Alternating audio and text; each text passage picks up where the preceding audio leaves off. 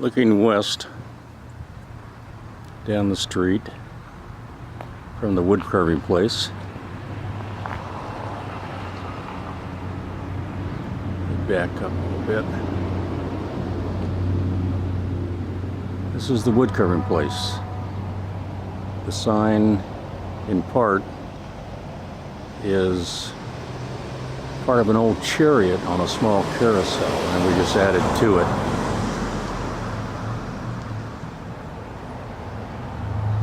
So let's take a tour.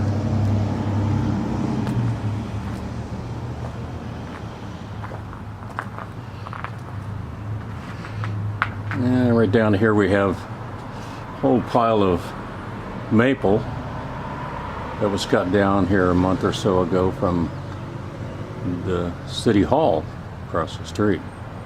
So we grabbed a bunch of it. Some of it's going into our Windsor chair class. Some of it we made into bowls and probably spoons. So let's go in. This is the classroom. The Woodcarving Place is basically a school in that we are not a wood carving shop, professional shop where you bring in and we do wood carving for other people. That's not what we do. We cater to mostly beginner carvers, maybe intermediate, and we have a few very accomplished carvers that hang out here, but for the most part it's a place for people who are a hobby carver. They just want to hang around other carvers, socialize, and maybe get better in the process. So up above we have a collection that I put together through the years of carvings that were made from around the world, different countries, different styles, lots of different subject matter. It's in part because if you're carving something you don't know how to make the cut, you can probably find something up here and look at it and you can see how the cuts were made.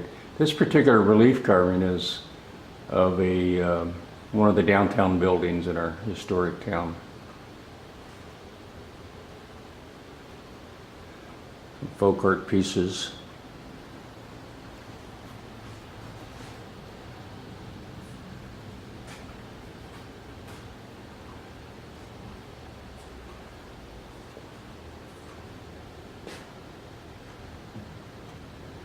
This was found at a yard sale. It just liked it, you know, it's a neat folk art piece. Someone spent a lot of time doing it. It's just a real fun piece. Here's a class picture.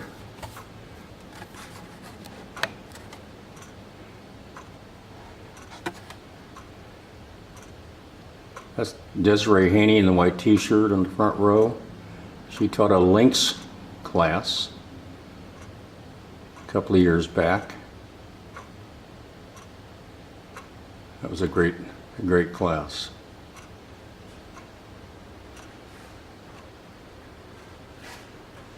Another piece one of the carvers brought in. Hopefully somebody will want to pick up the little cigar store Indian.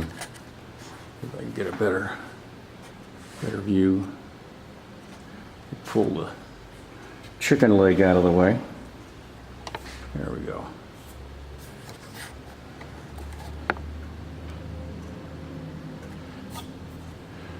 Over here we have a carousel horse. We did the last 30 or 40% of it after the carver kind of ran out of steam after about 4 years, so he brought it in here and we finished it off for him. And these are just pictures of a horse in progress. This is a Scandinavian carving, carved by a pretty famous carver in Norway. Don't ask me who. But our Scandinavian Acanthus instructor, who is Norwegian born, was given this carving, and so he gave it to us. So we have a little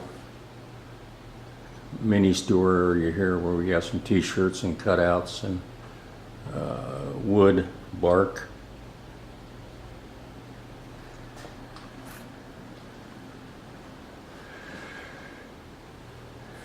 And we're a flex cut dealer, have been for probably more than 15 years now. You know, really, that's a very minimal part of what we do here, but since we cater to the beginners, we need tools to get them started. It's another folk art horse that I picked up. Just, you know, great horse. Those are large print blocks, probably about 100 years old. They come apart, and so every year at 4th of July they'll drag them out, put them together, and see if I can focus in. This one is with George Washington. So they'll print the main poster, and then they'll reprint it for the middle section and give all the information for that current year. And this one over here is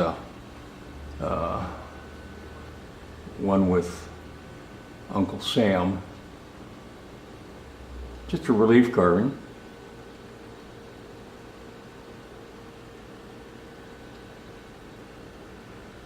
This is our first bark carving class about 3 years ago. Get a different angle on this, maybe get rid of the light shining down on it. This is Bjorn, our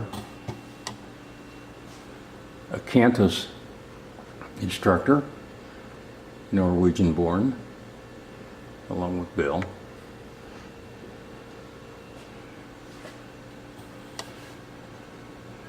Those are little leaf relief carvings that we do in 101 Part 2. It's a blank for a picture frame class that's just finishing up now. This is a rabbit being carved by one of our more beginner carvers.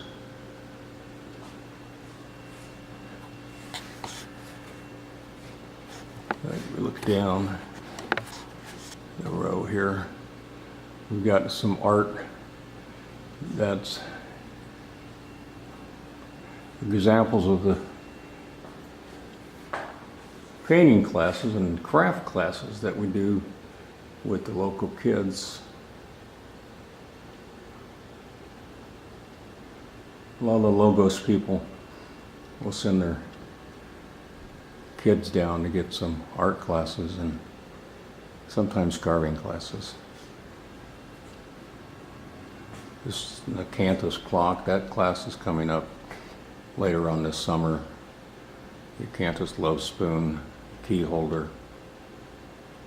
Here's a miniature carousel lion from a miniature horse and miniature animal, carousel animal class that we did here last year. This is one that is kind of ongoing in that, you know, it's a big project. This is a Noah's Ark from the Betty Paddington's book.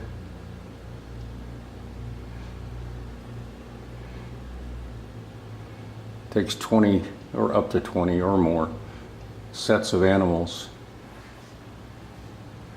And these pieces all come off. These are all indexed, dowel indexed, so that they can't be misaligned. And so one half is partially carved and the other half, what you can see back here, is glued up, but hasn't been carved yet. A relief carving by one of our students. He's been carving now for, oh, probably about 2 years. Really did a great job with the undercutting. Makes everything pop. This is the lynx that was done in the Desiree Haney class.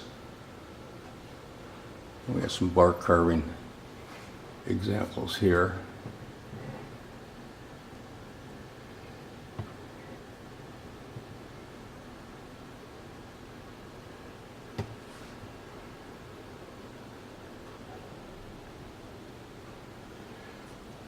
This is our, or at least one of the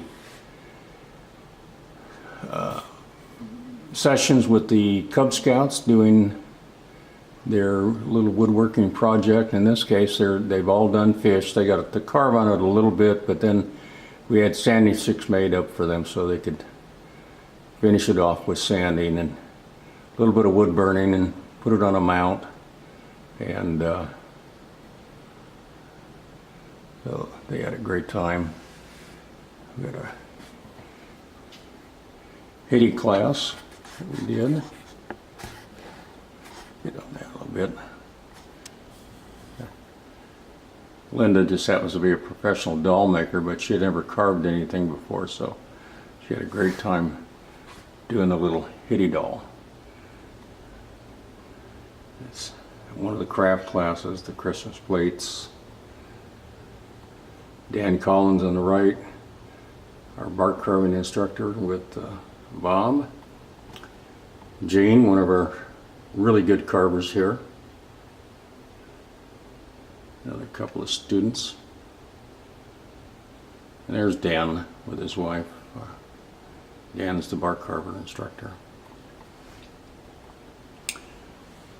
And over here we have the Lou.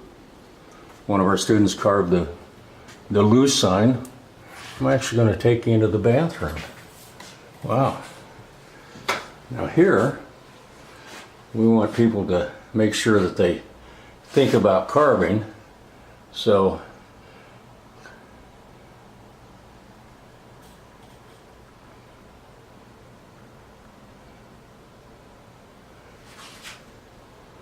it's a sign I picked up 4 or 5 years ago, and I thought, oh, that's the perfect sign, because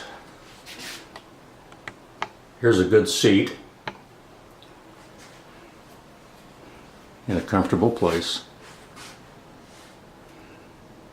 and he can even watch himself carve.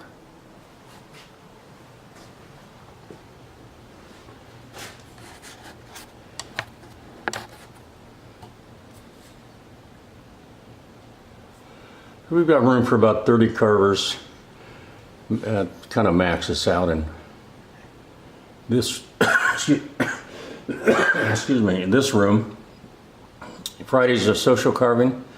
So, you know, as like most social carving, everybody brings whatever they're working on, comes down, does a little bit of carving, tells a lot of stories, drinks coffee, eats cookies, cakes, whatever is there for the day, and it just generally has a good time. And the rest of the week, intermittent classes. Thursdays, Thursday nights, Wednesday nights are typically when the classes are. And this is where we're at on the Windsor chair class. Our instructor was a TA down at the one of the San Diego colleges in the woodworking program, and they had a Windsor chair program there, so he's teaching a class here. So we're just about, well, we've legged up, so now we're going to start working on stretchers and tomorrow, as a matter of fact, tomorrow night. Let me give you a quick tour of the wood shop. And every carving project always involves some kind of glue up or cut up or whatever's necessary. So we have a little bit of a wood shop here to accommodate them.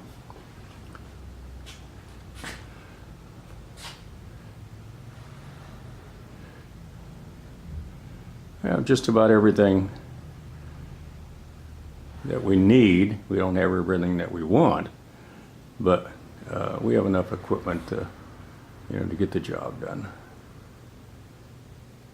Bunch of basswood there in the back.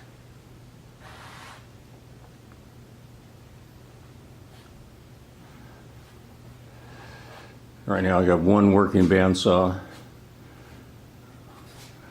one in the far corner to restore for a friend, a second old Delta with a extension block, needs to be refurbished, and a nice little Delta joiner that needs to be worked on a little bit. Got a small joiner down there that we're getting by with, and then a DeWalt planer, wash, chop saw. This is kind of a fun thing I think that we did. Let me get this open. So, the travel of the chop saw, is always a problem in a small space because it uses up aisle space. So in order to minimize the loss of aisle space, we just put a door back here that opens up and allows the saw to have complete run out. And then, like most workshops, the table saw, as they say, is the heart of the shop, and so we are fortunate enough to have a pretty nice Powermatic 666. Last one made in this country, as it turned out.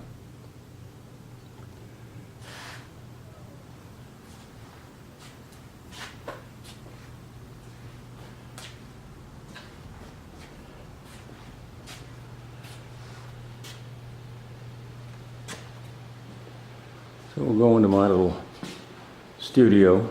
Before we do this, one of the projects coming up is this eagle.